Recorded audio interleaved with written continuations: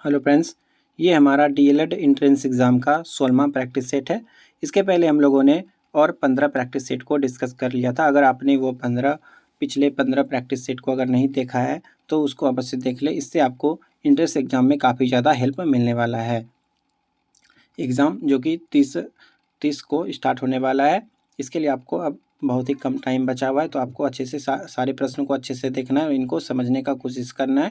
इससे आपको एग्ज़ाम में काफ़ी ज़्यादा हेल्प मिलने वाला है। कुछ बच्चे का एडमिट कार्ड डाउनलोड होने में भी परेशानी आ रहा है, तो आपको बिल्कुल भी परेशान नहीं होना है। साइट में कुछ प्रॉब्लम हो सकता है, जिसके कारण कि एडमिट कार्ड अभी शो नहीं हो रहा है, लेकिन एडमिट कार्ड आ ही जाएगा। आज से कल तक में एडमिट कार्ड आ जाएगा। तो अभी हम लोग शुरू करते हैं। हम लोग यहाँ पर हिंदी जीके जीएस के प्रश्नों को डिस्कस कर रहे हैं। हिंदी, इंग्लिश और जीके जीएस के प्रश्नों को डिस्कस करेंगे।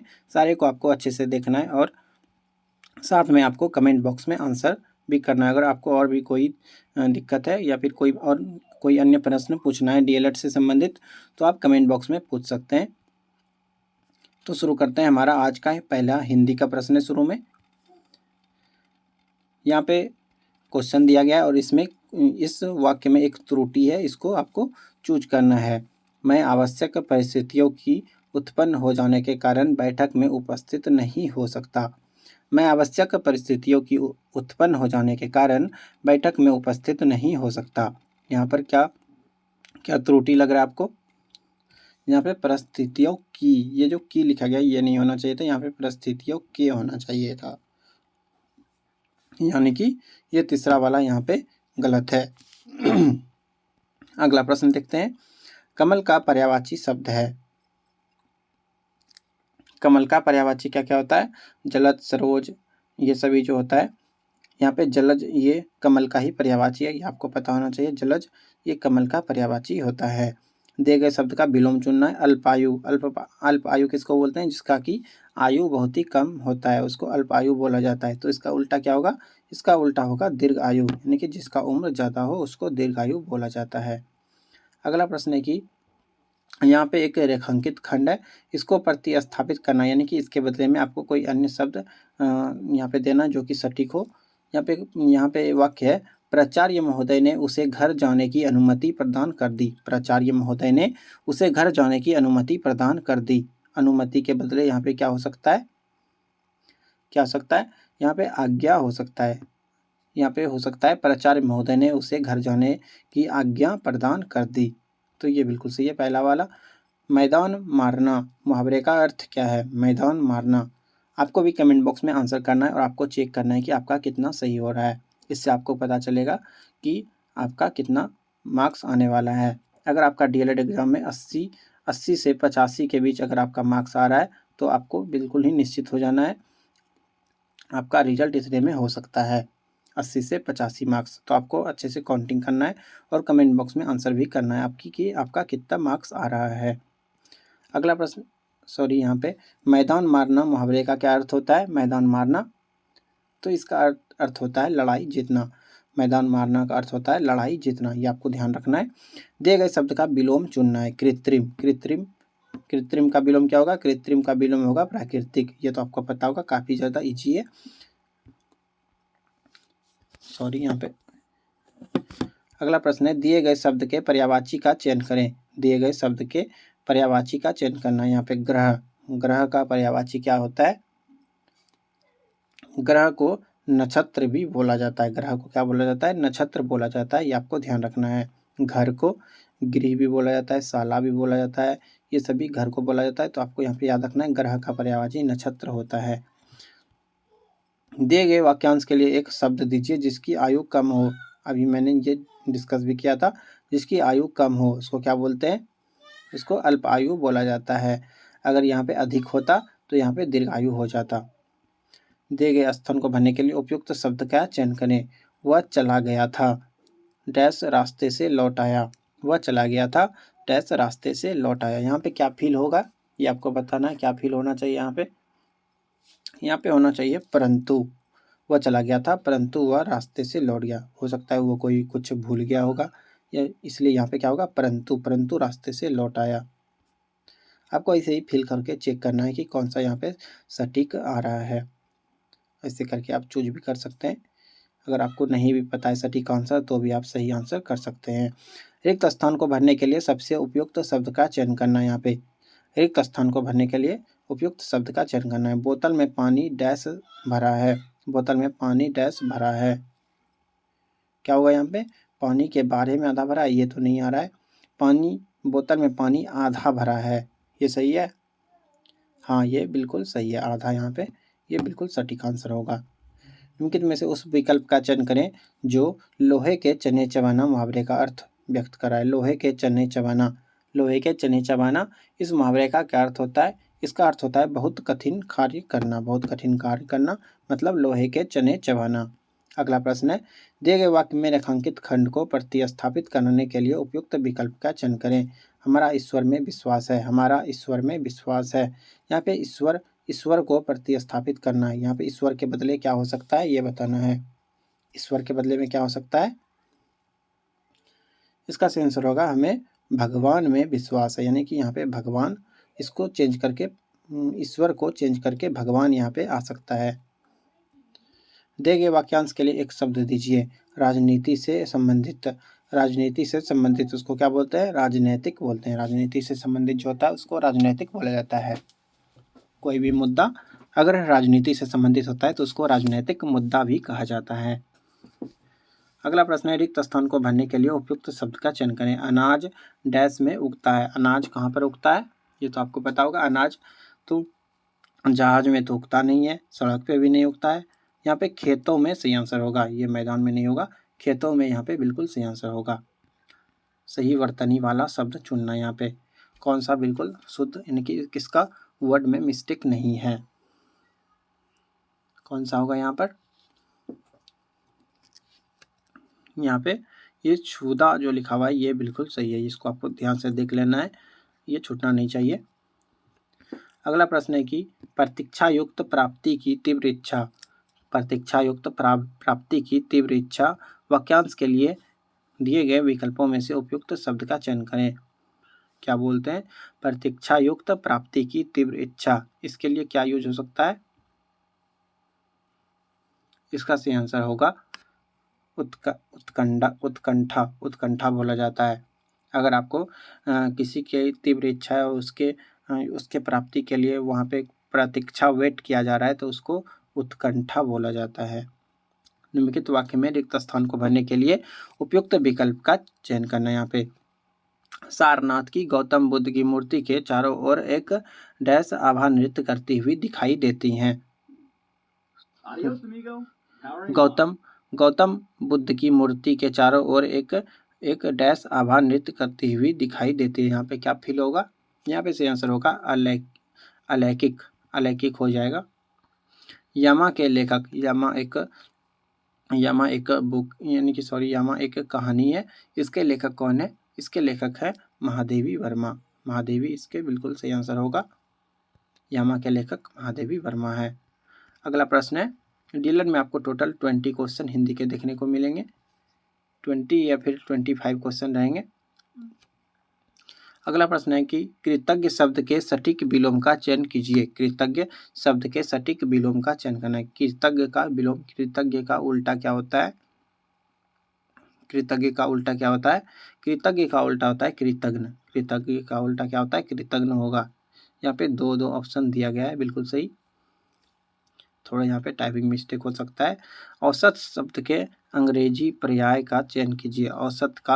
औसत को अंग्रेजी में क्या बोलते हैं? इंग्लिश में औसत को एवरेज बोला जाता है, जानते होंगे आप लोग। एवरेज क्या होता है?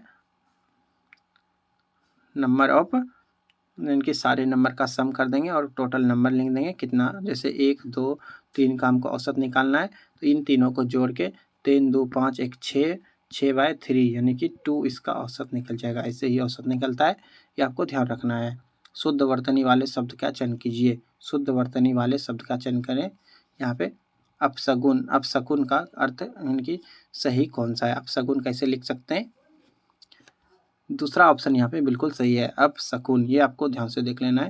यहाँ पे दीर्घ उ की मात्रा होती है, अपशकुन। कोई लोग अपशगुन बोला जाता है, अपशगुन बोला जाता है। ये अपशगुन नहीं होता है, अपशकुन होता है, ये आपको ध्यान रखना है। शुद्ध वर्तनी वाले शब्द का चयन कीजिए। शुद्ध वर्तनी वाले शब्द का चयन करें। अनुत्तीर्ण, अनुत्तीर्ण मतलब जो फेल होता है उसको अनुत्तीर्ण बोला जाता है हिंदी में। सही कैसे लिखाता है यहाँ पे, ये पहला वाला बिल्कुल सही है। छोटी ऊ की मात्रा होगी, ये आपको ध्यान रखना है, अनुत्तीर्ण, ये बिल्कुल सही है। आगरा शब्द से सटीक विलोम का चयन करना है। आगरा, आगरा का विलोम क्या होता है? आगरा, आगरा का विलोम, आगरा का विलोम होता है दुराग्रह। आगरा का विलोम क्या होता है? दुराग्रह होता है। अगला प्रश्न है कि यहाँ पे विश्लेषण कीजिए, यानी कि नीचे दिए गए अंश का विश्लेषण करना है। मुझे खून दो, मुझे खून दो, मैं तुम्हें आज़ादी दूंगा, ये कैसा वाक्य है? ये कैसा वाक्य है? ये आज्ञावाचक वाक्य है। यहाँ पे तुम मुझे खून दो, यहाँ पे आज्ञा दिया जा रहा है, तो यहाँ पे आज्ञावाचक, आज्ञावाचक वाक्य है ये एक। अगला प्रश्न है निम्नलिखित मुहावरे का सही अर्थ चुनना है। दोहरी लांघते पाप लगना, दोहरी लांघते पाप लगना, इस मुहावरे का क्या अर्थ होता है? दोहरी लांघते पाप लगना। सही आंसर होगा अतिशीघ्र बदनामी होना, अतिशीघ्र बदनामी होना। अगला प्रश्न, शुद्ध वर्तनी वाला शब्द का चयन करना है। यहाँ पे सही कौन सा है? परिवर्तन, परिवर्तन कैसे लिखते हैं? ये तो इजी है। परिवर्तन, ये तीसरा वाला बिल्कुल सही है, परिवर्तन, ये आपको ध्यान से देख लेना है। चांद का मुंह टेढ़ा है, इस पंक्ति की रचना किसने की है? चांद का मुंह टेढ़ा है, इस पंक्ति की रचना किसने की है? किसने कहा यह पंक्ति चांद का मुंह टेढ़ा है? सही आंसर होगा मुक्ति बोध, ये मुक्ति बोध के द्वारा ये इस पंक्ति की रचना की गई है। अगला प्रश्न है, अपनी बात को विनम्रतापूर्वक कहना, वाक्यांश के लिए दिए गए विकल्पों में से उपयुक्त शब्द का चयन करना है। विनम्रतापूर्वक अपनी बात को कहना क्या बोला जा सकता है? निवेदन, निवेदन करना भी कहा जा सकता है। अगला प्रश्न है, शुद्ध वर्तनी वाले शब्द का चयन करना है। शुद्ध वर्तनी वाले शब्द का चयन करना है। आपको एग्जाम में 25 क्वेश्चन नहीं आएंगे, यहाँ पे 30 दिया गया है, 30 क्वेश्चन नहीं आएंगे। ये पहले का पूछा गया प्रश्न है, तो पहले 30 आता था, अभी लेकिन आपको 25 क्वेश्चन ही देखने को मिलेंगे। आपको सारे क्वेश्चन को अटैम्प्ट करना है। 120 क्वेश्चन रहेंगे, आपको टोटल 120 को अटैम्प्ट करना है, क्योंकि माइनस मार्किंग इसमें बिल्कुल नहीं है। और हिंदी आपके लिए इसमें काफ़ी ज़्यादा इंपॉर्टेंट होने वाला है, तो हिंदी ग्रामर वगैरह को आपको अच्छे से देख लेना है। हिंदी आपके लिए काफ़ी ज़्यादा इंपॉर्टेंट सब्जेक्ट हो सकता है, क्योंकि इससे 25 क्वेश्चन है। शुद्ध वर्तनी वाले शब्द का चयन करना है। यहाँ पे इसमें कौन सा शुद्ध है? इसमें हंसमुख, ये दूसरा वाला बिल्कुल सही है। यहाँ पे कौन सा शुद्ध है?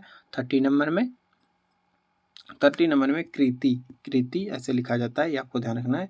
कृति में दीर्घ ई होता है, उसके बाद इसमें छोटी ई होता है। इसके बाद मैथ्स के प्रश्न है, लेकिन मैथ्स के प्रश्न को अभी हम लोग डिस्कस नहीं करने वाले हैं। अभी हम लोग, क्योंकि टाइम हो जाएगा काफ़ी ज़्यादा, अभी हम लोग पहले जीके के प्रश्नों को देख लेते हैं। यहाँ पे साइंस का प्रश्न है, पहले साइंस को देख लेते हैं। सोलवे की प्रक्रिया का सह उत्पाद है। सोलवे एक प्रकार का केमिकल प्रक्रिया होता है। इसमें क्या उत्पाद बनता है? इसमें कि फाइनली इसमें क्या चीज़ का निर्माण होता है सोलवे प्रक्रिया में, ये बताना है। इसका सही आंसर होगा इसमें कार्बन डाइऑक्साइड का निर्माण होता है। अगला प्रश्न, निम्नलिखित में से कौन अम्लीकृत K2Cr2O7 के साथ ऑक्सीकरण कर एसीटोन देता है? निम्नलिखित में से कौन अम्लीकृत K2Cr2O7 के साथ ऑक्सीकरण कर एसीटोन देता है? ये बताना है। K2Cr2O7 ये एक प्रकार का अम्ल होता है। ये बता कौन सा, इसमें से कौन इसके साथ ऑक्सीकरण करके एसीटोन देता है, ये बताना है। इसमें क्या आंसर होगा? इसका आंसर होगा CH3CHOH ये दूसरा ऑप्शन बिल्कुल सही है। फ्रीडेल क्राफ्ट की अभिक्रिया में प्रयुक्त उत्प्रेरक है। फ्रीडेल क्राफ्ट की अभिक्रिया में प्रयुक्त उत्प्रेरक, यानी कि उत्प्रेरक का यूज होता है। उत्प्रेरक को इंग्लिश में कैटलिस्ट कहते हैं। उत्प्रेरक का क्या यूज होता है? तो ये भी किसी भी केमिकल रिएक्शन का जो दर होता है उसको बढ़ा देता है, यानी कि रिएक्शन वो जल्दी हो पाता है। तो उत्प्रेरक का यही काम होता है, ये आपको याद रखना है। फ्रीडेल क्राफ्ट ये एक प्रकार का उत्प्रेरक है, ये किस में यूज होता है ये बताना है। सही आंसर होगा एल्युमिनियम क्लोराइड का अभिक्रिया जो होता है उसमें फ्रीडल क्राफ्ट को प्रयुक्त किया जाता है। निम्नलिखित में से कौन सा लवण ग्रीन फ्लेम परीक्षण देता है? ग्रीन फ्लेम परीक्षण देता है यानी कि किसके जलने के बाद ग्रीन कलर का यानी कि हरे कलर का प्रकाश आता है, ये बताना है। सही आंसर होगा BaCl2 बैरियम क्लोराइड। ये जलने के बाद इसमें हरे रंग का प्रकाश आता है। यौगिक जिनमें कार्बन कार्बन द्विबंध होते हैं क्या कहलाते हैं? यौगिक जिनमें कार्बन कार्बन द्विबंध होते हैं, कार्बन कार्बन के बीच दो बंधन होता है, इसको क्या बोलते हैं? इसको? सही आंसर होगा एल्किन्स बोला जाता है। क्या बोलते हैं? एल्किन्स बोला जाता है। अगला प्रश्न है विषाणु जो 3 भिन्न भिन्न परपोषी पौधे को ग्रस्त करता है। ऐसा विषाणु जो 3 भिन्न भिन्न परपोषी पौधे को ग्रस्त करता है, कौन सा विषाणु होता है? इसका सही आंसर होगा LPP1। LPP1 जो है ये 3 अलग अलग परपोषी पौधे को ग्रस्त कर देता है यानी कि उसको बीमार कर देता है। LPP11 ये आपको याद रखना, ये एक प्रकार का विषाणु है। अगला प्रश्न देखते हैं क्वेश्चन नंबर 67। मैक्रोप्लाज्मा विषाणु से भिन्न है क्योंकि यह संवेदनशील है। मैक्रोप्लाज्मा विषाणु से भिन्न है क्योंकि यह संवेदनशील है। किस पर संवेदनशील है? इसका सही आंसर होगा टेट्रासाइक्लिन पर। टेट्रासाइक्लिन इसका बिल्कुल सही आंसर होगा। टेट्रासाइक्लिन ये इस पर मैक्रोप्लाज्मा जो होते हैं वो क्या होते हैं? संवेदनशील होते हैं। सापेक्ष परागकण उत्पन्न होते हैं। सापेक्ष परागकण उत्पन्न होते हैं, कहाँ उत्पन्न होता है? इसका सही आंसर होगा पाइनस में। सापेक्ष परागकण पाइनस में उत्पन्न होता है। परागकण मधुमक्खी लोग जो होते हैं, मधुमक्खी लोग जो शहद यानी कि फूलों का जो रस चूसते हैं वो परागकण से ही चूसते हैं। अगला प्रश्न देखते हैं। अगर पूरा प्ररो रूपांतरित स्वांगी कारक फलन है तो यह क्या होगा? अगर पूरा प्ररो रूपांतरित स्वांगी कारक फलन है तो यह क्या होगा? इसका आंसर आपको चूज करना है। इसका आंसर होगा फाइलोक्लेड होगा। फाइलोक्लेड बिल्कुल सही आंसर है। आलू का अग्र शीर्षण अर्ली ब्लाइट इसके द्वारा उत्पन्न होता है। आलू आप लोग देखे होंगे उसमें छोटे छोटे आपको शीर्ष निकले हुए दिखाई देते हैं, तो वो किसके कारण उत्पन्न होता है? वो किसके कारण होता है?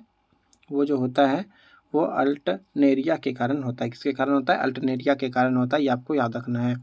यही बाद में चलकर आलू का पौधा बन जाता है। क्या बनता है? आलू का पौधा बनता है। साधारणतः मनुष्य में पाए जाने वाला पोर्क टेपवर्म ये क्या होता है?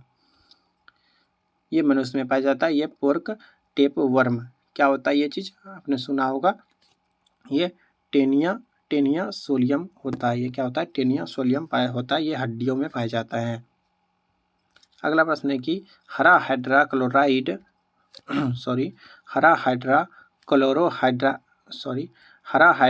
क्लोरोहाइड्रा विरिडिसिमा हरा इस वजह से दिखता है।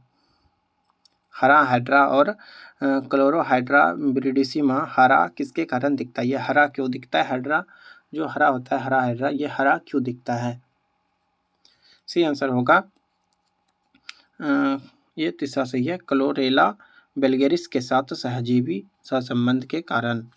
क्लोरेला वेल्गेरिस के साथ इसका संबंध होता है, इसीलिए ये हरा दिखाई देता है। निम्नलिखित में से कौन सा तिलचट्टा की जीव बनता है? निम्नलिखित में से कौन तिलचट्टा की जीव बनता है? तिलचट्टा का जीव बनता है, कौन बनता है? ये बताना है। सही आंसर होगा हाइपोफेरिक्स। साइंस के इसमें काफ़ी अच्छे प्रश्न दिए गए हैं। आपको सारे प्रश्नों को थोड़ा अच्छे से देखना है। ऐसे ज़्यादा हार्ड क्वेश्चन नहीं पूछा जाएगा, इसमें थोड़ा सा ज़्यादा यानी कि कम्प्लेक्स क्वेश्चन पूछा गया है। आपको इजी प्रश्न ही पूछा जाएगा आपको, लेकिन यहाँ पे अच्छे से देखना है। इसी के अंदर से इससे संबंधित प्रश्न आपको देखने को अवश्य मिलेंगे। प्लाज्मोडियम वाइवक्स मानव में अंतःपरपोषी जीव है और पाया जाता है। प्लाज्मोडियम वाइवक्स ये क्या होता है? ये अंतःपरपोषी जीव है और ये किस में होता है? प्लाज्मोडियम किस में होता है? सही आंसर होगा आरबीसी में। प्लाज्मोडियम वाइवक्स ये आरबीसी में उपस्थित होता है।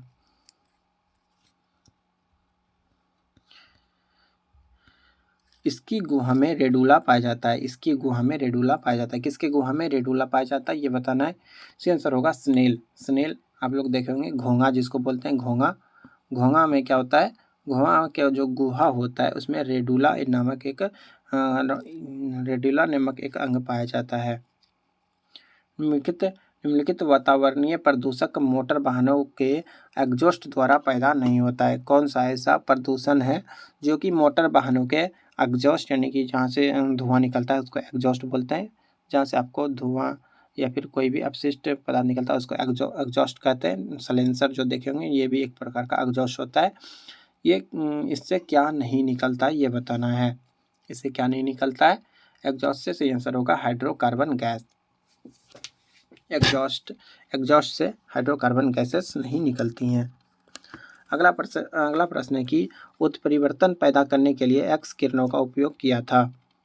उत्परिवर्तन पैदा करने के लिए एक्स किरणों का उपयोग किसने किया था? एक्स किरणों का उपयोग किसने किया था? ऑप्शन देखते हैं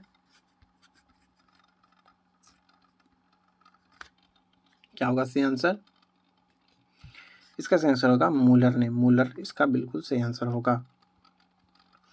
अगला प्रश्न है कि लाल को सफ़ेद के साथ क्रॉस कराते हैं तो RW वंशज गुलाबी होते हैं।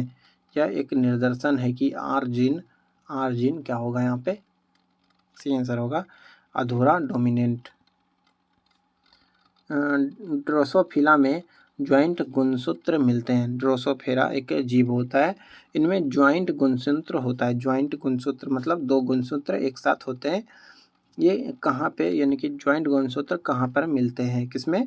ड्रोसोफिला में। ड्रोसोफिला में ज्वाइंट गुणसूत्र कहाँ पर मिलते हैं? कहाँ पे देखने को मिलते हैं? सही आंसर होगा, इसका सही आंसर होगा लाल ग्रंथि में। लाल ग्रंथि में पाया जाता है। स्तनपायी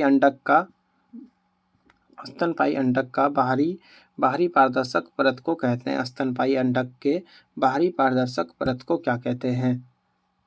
इसका आंसर क्या होगा? इसका आंसर होगा जोना पेलुसिडा। जोना पेलुसिडा इसका बिल्कुल सही आंसर है।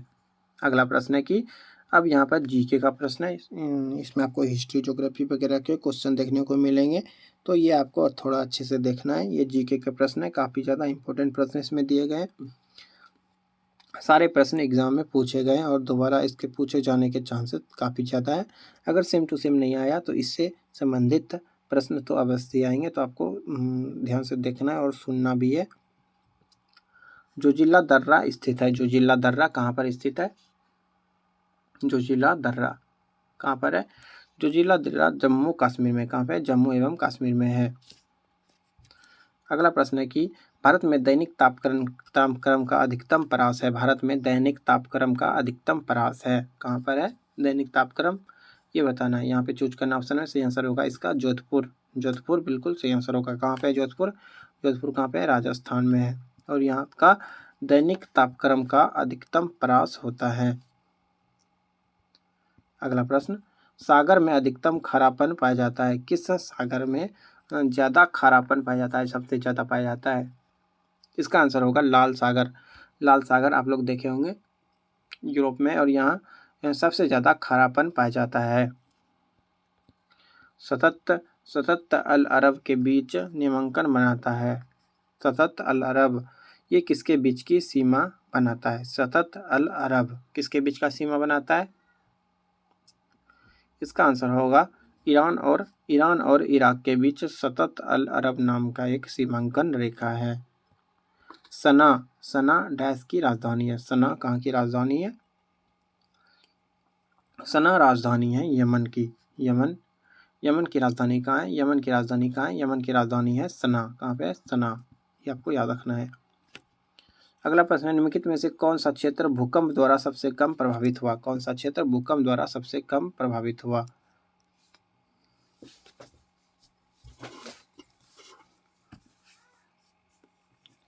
इसका आंसर होगा मालवा का पठार। निम्नलिखित में से कौन चौगान खेलते समय मारा गया था? चौगान पोलो खेलते समय कौन मरा था? पोलो एक गेम होता है जो कि घोड़े पर चढ़कर खेला जाता है। घोड़े पर चढ़कर एक स्टिक होता है, उससे बॉल में मारा जाता है। इसी को चौगान या फिर पोलो कहते हैं। ये किसकी मृत्यु पोलो खेलते समय हुई थी? ऐबक कुतुबुद्दीन ऐबक का नाम सुने होंगे आप लोग। इनकी मृत्यु पोलो खेलते समय हो गई थी। घोड़े से गिरकर इनकी मृत्यु हो गई थी। निम्नलिखित में से किसने विस्तृत सिंचाई नीति का सूत्रपात किया? निम्नलिखित में से किसने विस्तृत सिंचाई नीति का सूत्रपात किया? सही आंसर होगा डलहौजी। डलहौजी बिल्कुल सही आंसर होगा। अगला प्रश्न है, महात्मा गांधी ने सर्वप्रथम सत्याग्रह के हथियार का प्रयोग कहाँ किया था? महात्मा गांधी ने सर्वप्रथम सत्याग्रह के हथियार का प्रयोग कहाँ किया था? कि सत्याग्रह को हथियार के रूप में प्रयोग किया था महात्मा गांधी ने सबसे पहले ये कहाँ पे किया था सत्याग्रह? आपको बताना है। सही आंसर होगा दक्षिण अफ्रीका में। दक्षिण अफ्रीका में उन्होंने अपना पहला सत्याग्रह किया था वहाँ के मजदूरों के लिए, यानी कि वहाँ पे जो लोग बसे हुए थे तो उनको सभी बराबर अधिकार नहीं मिल रहा था, इसलिए उन्होंने अपना पहला सत्याग्रह कहाँ पे किया था? पहला सत्याग्रह दक्षिण अफ्रीका में ही किया था। अंक गणित में दशमलव का आविष्कार किसने किया था? अंक गणित में दशमलव देखेंगे आप, हमेशा दशमलव पॉइंट का यूज होता है। 0.1 1.7 ये सभी पॉइंट जो होता है यहाँ पे, ये पॉइंट दशमलव का संकेत जो है, इसका आविष्कार किसने किया था? किसने किया था आविष्कार? सही आंसर होगा ग्रीकों ने। ग्रीकों ने दशमलव या फिर पॉइंट का आविष्कार किया था। बुद्ध का जन्म कब हुआ था? बुद्ध का जन्म कब हुआ था ये आपको बताना है। बुद्ध का जन्म, इसका सही आंसर होगा बुद्ध का जन्म, यहाँ पे मिस्टेक है, यहाँ पे एक भी क्वेश्चन बिल्कुल सही, यहाँ पे 563 होना चाहिए। 563 ईसा पूर्व में इनका जन्म हुआ था। 563 ईसा पूर्व में भगवान बुद्ध का जन्म हुआ था और इनकी मृत्यु 483 में भी हुई थी। 483 ईसा पूर्व में भगवान बुद्ध की मृत्यु हुई थी और 563 में इनका जन्म हुआ था। यहाँ पे मिस्टेक है, यहाँ पे 7 नहीं होगा, यहाँ पे क्या होगा? यहाँ पे 563 होगा, यानी कि 5 6 3। दिल्ली चलो का नारा किसने दिया था? दिल्ली चलो का नारा किसने दिया था? सही आंसर होगा सुभाष चंद्र बोस। सुभाष चंद्र बोस ने दिल्ली चलो का नारा दिया था। कलचुरी की राजधानी थी, कलचुरी वंश की राजधानी कहाँ थी? सही आंसर होगा त्रिपुरी। कलचुरी की राजधानी त्रिपुरी थी, आपको याद रखना है। तारिक ए फिरोज शाही लिखी गई थी। तारिक ए फिरोज शाही ये लिखा गया था, किसके द्वारा लिखा गया था ये बताना है। तारिक ए फिरोज शाही जियाउद्दीन बर्नी के द्वारा लिखा गया था। किसके द्वारा? जियाउद्दीन बर्नी के द्वारा लिखा गया था। जियाउद्दीन बर्नी, आपको याद रखना है। तुलसीदास के शासनकाल के दौरान थे। तुलसीदास डैश के शासनकाल के दौरान थे। किसके शासनकाल के दौरान कौन थे? तुलसीदास, ये बताना है। सही आंसर क्या होगा? इसका सही आंसर होगा अकबर। तुलसीदास अकबर के समकालीन थे, ये आपको ध्यान रखना है। तुलसीदास एक बहुत ही अच्छे कवि थे। सिंधु घाटी सभ्यता की लिपि है। सिंधु घाटी सभ्यता का लिपि पूछा जा रहा है, कौन सा लिपि यूज होता था ये बताना है। सिंधु घाटी सभ्यता में कौन सा लिपि था? इसका सही आंसर होगा सिंधु घाटी सभ्यता में अजीब अजीब लिपियाँ थी, जिसका कि अभी तक उसको पता नहीं किया गया है कि कौन सी लिपि थी। यहाँ पे काफ़ी सारे लिपि और ऐसा अजीब सा लिपि का प्रयोग होता है, इसलिए यहाँ पे अभी तक पता ही नहीं चला है। अगला प्रश्न, निम्न में से कौन मूंगफली का प्रमुख उत्पादक है? मूंगफली का प्रमुख उत्पादक पूछा जा रहा है। मूंगफली का प्रमुख उत्पादक राज्य कौन सा है? मूंगफली खाए होंगे आप लोग। सी आंसर होगा गुजरात। गुजरात मूंगफली के लिए फेमस है काफ़ी ज़्यादा। गुजरात में मूंगफली उत्पादक में पहले स्थान पे कौन है? गुजरात है। देखिए, में से कौन प्राकृतिक रबर का प्रमुख उत्पादक है? प्राकृतिक रबर का प्रमुख उत्पादक कौन है? प्राकृतिक रबर मतलब पेड़ से जो रबर निकलता है उसी को प्राकृतिक रबर कहते हैं। एक कृत्रिम रबर भी होता है जो कि केमिकल वगैरह से बनता है। प्राकृतिक रबर में प्रमुख उत्पादक कौन है ये बताना है। सही आंसर होगा थाईलैंड। ये किसके लिए प्रसिद्ध है? ये प्राकृतिक रबर के लिए प्रसिद्ध है। विश्व प्रसिद्ध फूलों की घाटी ये कहाँ पर है? फूलों का घाटी कहाँ पे है ये आपको बताना है। विश्व प्रसिद्ध फूलों की घाटी उत्तराखंड के किस स्थान में स्थित है? उत्तराखंड के किस स्थान में फूलों की घाटी?